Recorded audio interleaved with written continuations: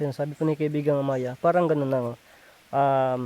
Hindi pwedeng suwayin kasi hindi yan basta-basta, sabi ko ni kaibigang Amaya, no? At hindi rin basta-basta ang pagdaanan sa sleeping dragon na susunod na maghahari. Kasi marami ding mga makapangyarihang bansa.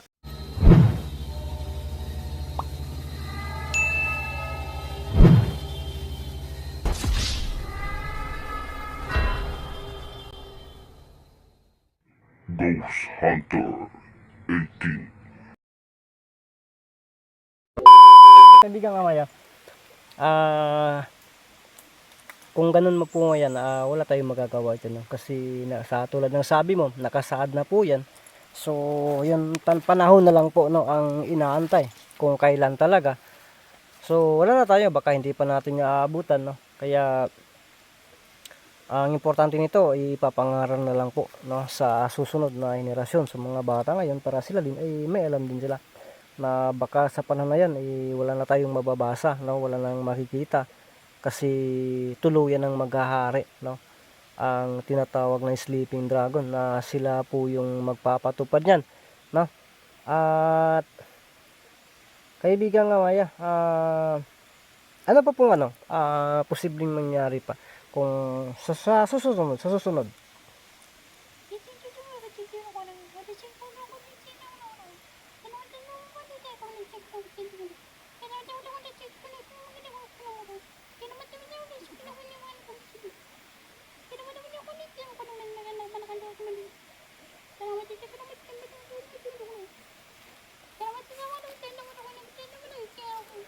Sinasabi ko na kaibigan ng Maya, kung mangyayari na ito, no, diyan po talaga makikita kung gaano katatag ang tao, no. Kasi ang tao diyan ay kinakailangan pumili. Gusto ng tao na susunod, o di yun, medyo mahaba-haba ang kanyang paninirahan.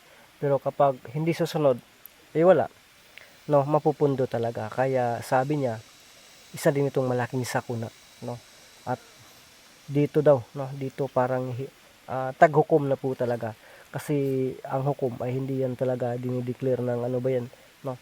Mayroon ding na ginagamit yung trahedya, ginagamit yung ganitong panggigipit, no, para subukan ang tao kung saan ba po talaga o ano ang hanggangan, no, ng kanyang paniniwala sa Diyos. So kaibigan Amaya, kahit naman ako talaga sobrang hirap po niyan, no.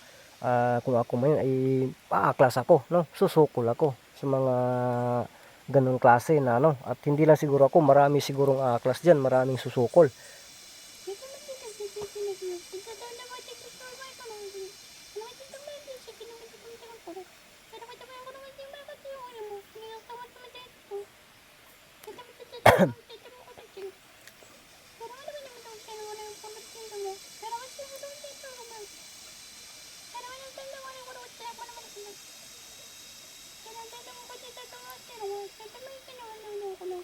Sinasabi po ni kaibigang Amaya, hindi po daw talaga. No, sabi po niya, ipaparating niya, hindi daw dapat, no, hindi daw dapat mamadaliin. Kasi kapag aaklas ang tao, susukol yung tao, mas lalong dihado. Wala tayong magagawa, no. Kaya ang sabi niya, ay susunod na lang po daw sa plano ng Panginoon kung ano yung nakahanda na. Kasi sinasabi, no, nakasulat na po daw yan. Sabi niya, nakaprograma na po yan na maghahari talaga sila, no, sa maikling panahon. So, at tatalunin sila ng maliit na bansa. So, nagaling sa silangan. So, yun lang na magtiis lang po daw ang tao sa panahon na yun. Tiis-tiis lang po talaga, dagdag pasensya. At yun, patuloy pa rin sa pananampalataya. Kahit wala na yan, hindi na yan ipapagamit. Mayroon naman, pwede naman talaga, no. Kaya sabi niya, kung sa time na yun sila yung sasambahin at kikilalanin, o di magantay-antay lang po sa tamang tiempo, tamang panahon, para sa panahon talaga ng Panginoon. Kasi sisibol at sisibol talaga ang isang bansa na makatatalo sa kanila, na galing sa silangan, na hindi talaga mapipigilan, no. Pero sa time na sila yung maghahari, hindi po daw dapat daw na suwayin, no. Kasi tulad ng sinasabi, ni kaibigang Amaya sa nauna, no, sa Babylonia po ano pa man. Hindi yan inaasahan na babagsak ang mga kaharian na yan. Pero sinasabi na yan, no, sa panaginip nakikita po yan ni Nebukadnezar. Kaya dun pinapaparating or dun isa yung pamamaraan ng Panginoon na yung pagsabi na sa tao, pinapaabot na may mangyayari na ganun. Kahit daw yung pagkasabi na puro lang daw yung sambingay ba yung tanghaga, pero sabi niya may nakakaintindi po daw na yun ang mangyayari. Kaya isa po daw ano, ito sa ngayon kasali pa daw sa noon. Kaya walang dapat na ano yung tao kasi kahit na po daw na nakakatakot, nakakagimbal, no? Kasi sino ba yung hindi matakot, digmaan yan. Pero sabi niya, lahat po yan ay nakasaad na. Lahat po yan ay tapos na, no? Sa part ng Diyos ay tapos na yan. Sa tao na lang po, no? Sa kasalukuyan lang po ay kasalukuyan pang nagaganap, no? Kaya walang ano ng tao kundi tanggapin lahat, no? Patuloy lang sa pagdasal, mananampalataya, at kung anong mayang nakatatakot na paparating, no?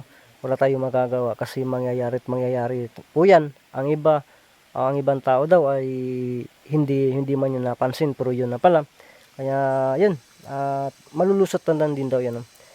Kaibigang Amaya, naguguluhan ako dito, no? Kung ano ba yan, ano na lang, susundin na lang sila or hindi sila susuwayin at hindi pipigilan ang kanilang paghahari. Ang yun na, makinig muna tayo.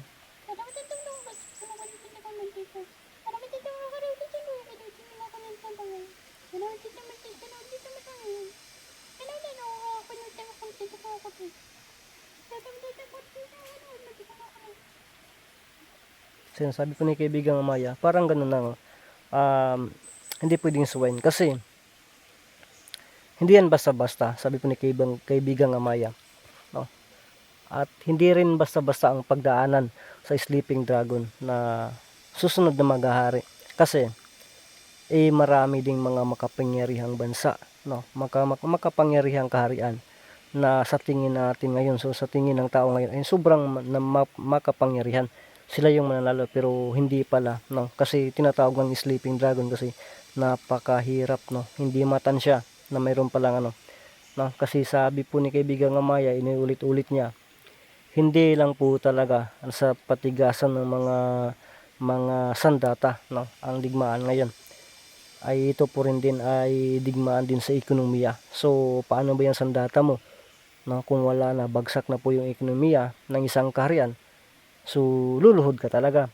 Kaya diyan lang po daw ang diyan mananaig po ang tinatawag na the sleeping dragon na kaharian. So hindi tinutukoy kung ano po yan, no? Tayo na lang po yung magano yan kung ano po yan, no? Basta yun po yun, no?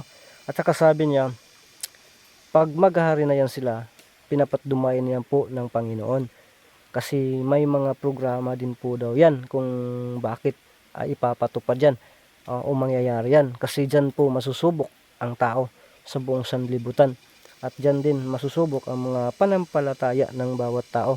Kaya sabi niya, susunod at susunod ang tao dyan kasi lahat po daw ng gobyerno ay may patnubay, o lahat ng paghahari o lahat ng pinuno ay may patnubay po sa ating Panginoon. Kaya dapat silang sundin. Pero alam naman po natin na tulad din dati noon na mayroon talagang susuway.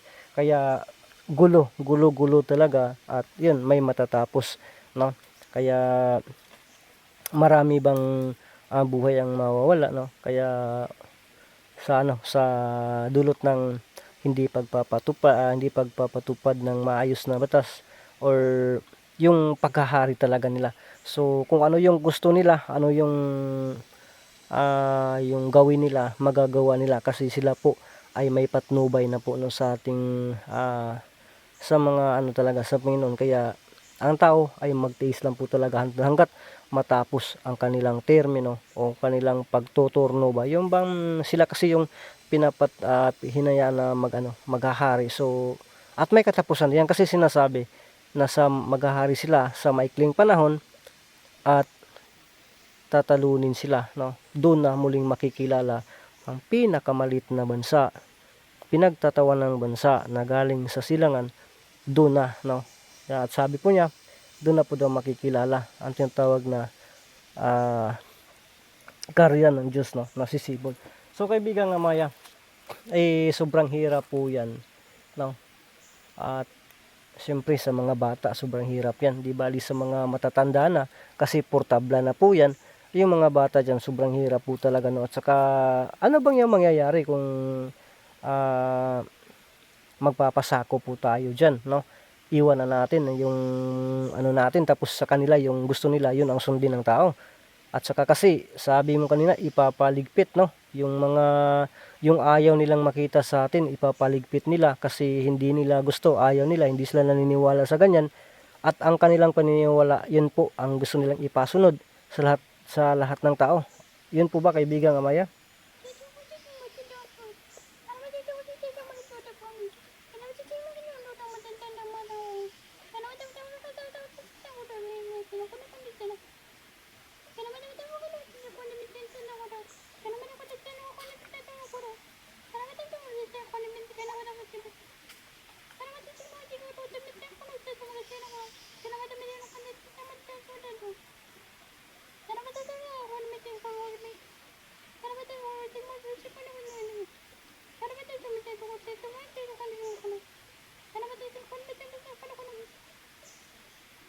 So yun ang sabi po ni kaibigang Amaya, parang ganun na talaga, no? Pero sabi niya hindi lahat masasakop. Kasi merong mga tao na tulad ng dati, sabi niya, parang review lang po doon. Tulad ng dati daw noon, bago pa lumaganap yung dito sa bansa na ito, ay mayroon po talagang nauna na pinapaniwalaan, no? Kaya kung napapansin daw, pag pinipilit yung tao, no? Pinipilit daw ng tao, ang tao po ay pinipilit, no? Na pasundin, ay yung iba nakukorner na sumusunod, at saka yung iba ay nagkagrupo-grupo na po daw yan. Diyan na po magsisimula pag may papasok. Yun, nagkagulo-gulo, no? Kaya, pero wala pa rin ano, kasi unti-unti pa rin nasasakop, unti-unti pa rin nawala, no? Ang una talaga na mga, yung bang unang sinasamba dito sa, sa bansa natin, no? Yung pinakauna po talaga ay unti-unting nawawala. Pero sa ngayon, hindi siya totally nawawala talaga. Mayroon talaga na sikreto lang po, no, na hindi siya bumitaw, no. Sikreto lang at sumusunod lang kung ano yung takbo ng bansa o mga kaharian. So parang ganun din ang mangyayari. Pagdating na yan, napipilitin ng mga tao na pasunurin kung ano ang gusto nila. No, kasi sila yung maghahari, sila yung hahawak. Kaya mayroon pa rin hindi at mananatili kung ano man yung gusto niya o ano man yung kanyang pananampalataya, no? Pero siya po ay maging grupo-grupo na po, at yun, magtago-tago ba yung bang hindi na magpabantang at sikreto, no? Kasi lahat po yan ay alam po kung ano yung mangyayari, posibleng mangyayari, no? Kaya sila po ay nag-antay o nag-abang-abang kung kailan na po pwede na aaklas, no? Kung kailan pwede na yung babagsak na rin ang naghaharing sleeping dragon. So kaibigan nga, may napakahirap po talaga, no? Para bang napaka-komplikado. At sa tingin ko, sa tagal natin nag-uusap tungkol dyan sa mga ganyan, para lang bang umiikot-ikot lang po yung maritisa natin, kaibigan nga Maya. At saka iba-iba man po yung direction, iba-iba man po yung patutunguhan, at parang umiikot lang talaga. At saka mayroon ding iba-iba yung maritisa natin, pero iisa lang din yung patutunguhan. Ano ba to? Ganito ba talaga? Parang sobrang ano talaga, sobrang hirap, no? Parang nagpaikot-ikot lang po ito.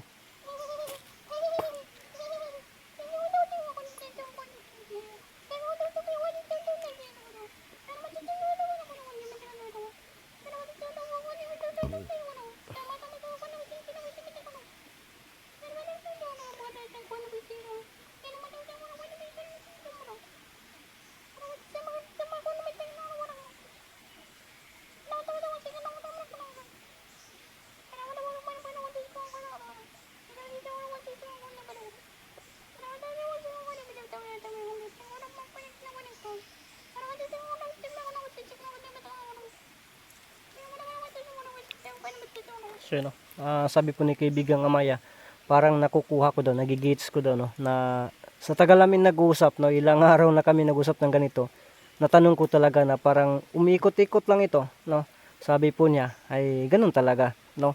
At mayroon nga, sabi niya, iisa lang po yung nagsasalita pero marami po yung ano ba, yung bang pagkaintindi ng tao. Paglaga na po daw ay iba-iba na, pero isa lang po daw naging resulta, no. Mayroon ding ano na iniikot-ikot lang, no, na yung parang hindi daw, parang malito din ng tao, pero mayroon din na naging insakto yung ano niya, yung pagkasabi na parang dinadirect, no, pero yun pa rin, isa pa rin yung patutunguhan. So sabi po ni kaibigan nga Maya, ganun po talaga, no. Sa kanila daw noon, ganun po daw talaga, no. Nagkamali lang po daw sila, no, ng landas, kasi yung parabang naging kampanya daw, no, sa kanila na mag-aklas, no, dahil po daw sa kapangyarihan. Kaya ngayon, kung ano yung nangyayari sa kanila noon daw, mangyayari sa ngayon. Kasi kahit na wala ba, sabi niya, wala ba tayong napapansin sa ngayon, maglagay tayo ng magandang pinuno sa isang karian, mayroon talagang susupak, mayroon talagang at ano ba yun, yung bang hindi susunod, no. Pero pag maglagay kayo na tayo daw ng ano, ng isang pinuno sa karian na isang balasubas din, isang hindi magandang pinuno, mayroon ding nagkagusto, mayroon ding hindi. So ganun lang din, no? Hindi daw pwede, no, na lahat ay susunod, no. Mayroon talagang suwail diyan. Yan ang pagkasabi niya, basta maliban lang po daw, no, kung ang Diyos na po ang mamumuno, kasi wala na pong kawala ang tao, no. Pero bago yan mangyayari, lahat talaga, bago yan mangyayari, ay mangyayari muna ang nakakagimbal na pangyayari, no, sa sanlibutan, bago talaga maitayo o maano talaga ang tinatawag na po na yung pamahalaan ng Panginoon na po ang sisibol, no, o tinatawag nila na ang bagong Israel. So yun po, no, at dito na sabi po ni kaibigang Amaya na maging masaya ang tao, no. Kaibigang Amaya,